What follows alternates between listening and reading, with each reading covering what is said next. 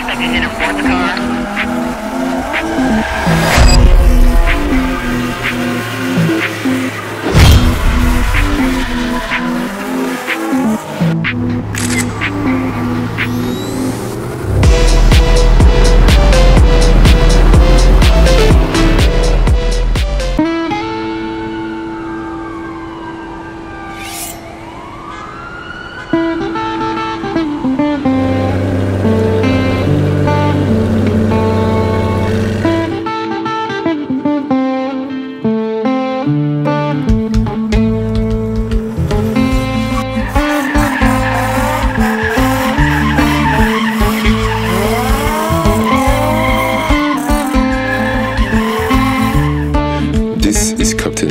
And I've known him for almost 3 years. He has taught me a very valuable lesson. Anything is possible, just have money.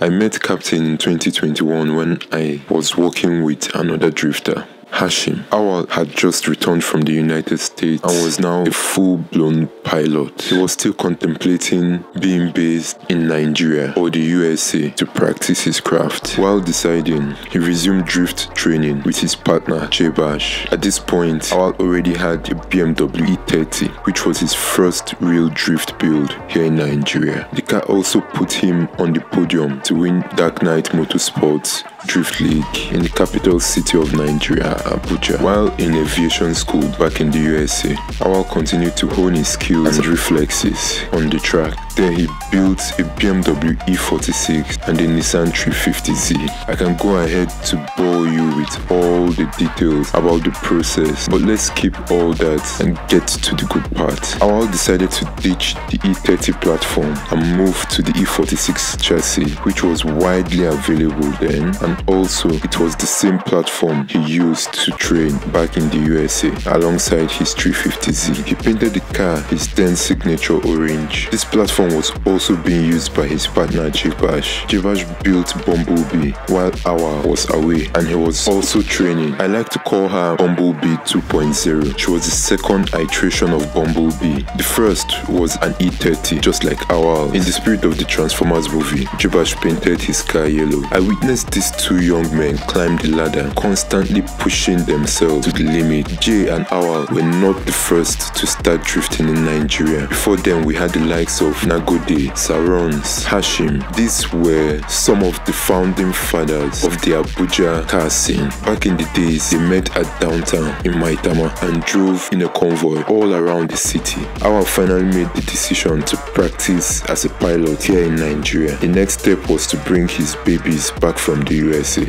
Because of how expensive it would be to move the two cars, Captain decided to sell the E46 to cover for the cost of importing the 350Z. I remember the first day I saw the 350Z drift. It was raining that Sunday morning, what we usually call Sunday Funday. She had the stance of a panther. I also remember a lot of people saying that the car will not be able to survive our weather. Awal didn't listen to them. Some were even making jokes, calling it a regular Nissan. They all had a belief that BMW has the best bang for your naira. He didn't let what any of them said to discourage him. He spent an additional $5,000 to get this car from the USA to Abuja. This included about 50% import duty tax on the car. So now he had what an average American will call a stock 350Z build, lowered with coilovers, but the Nigerian will call it an expensive toy that is bound to fail. I didn't think so. I was watching High-Low on Donut Media, had seen all that the 350Z is capable of doing. Plus another drifter, Argo, had a G37, and all he did was work on the heat dissipation and prevent overheating. While at it, he put in high pressure fuel tanks and pumps. In other words, the G37 and the 350Z are almost twins. So if Argo could make his own car survive in our weather, I believe Awal would also do the same. As we speak, Awal's 350Z has spent about 2 years here, and it has been the most reliable C in the country. It still has AC. It's so well looked after that I think you can comfortably daily that car if you like driving with a locked diff. Awa was also the first person to cut up a perfectly good BMW E36 into a drift kart, aka dead kart. Awa gutted his E36 to get it as light as possible. Since we couldn't squeeze out more power from the stock setup, he chose to make the car lighter, and it worked like a charm. The car even performed in CTM's Countdown event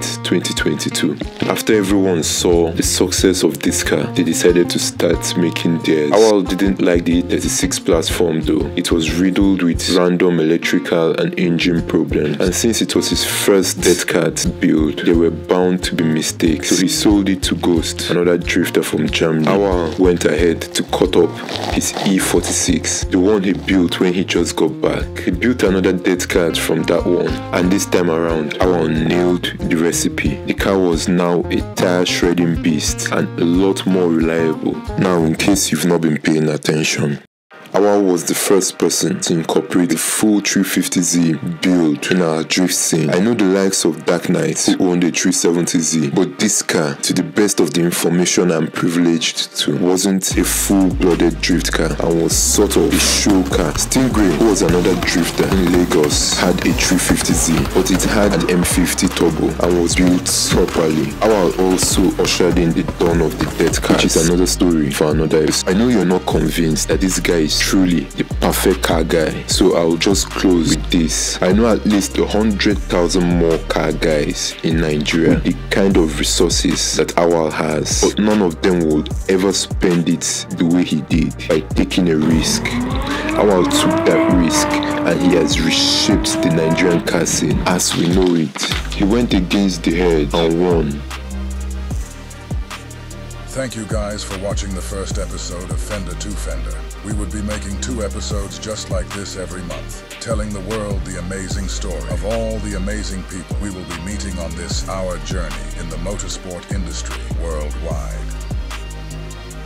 You can support us by checking out our store. We have tons of car accessories, merch, and phone accessories for you guys. Check out adtv.com. And for our Nigerian viewers, we will be dropping a link with more favorable prices for our climb in the description. This video requires a lot of resources. Thanks for your support.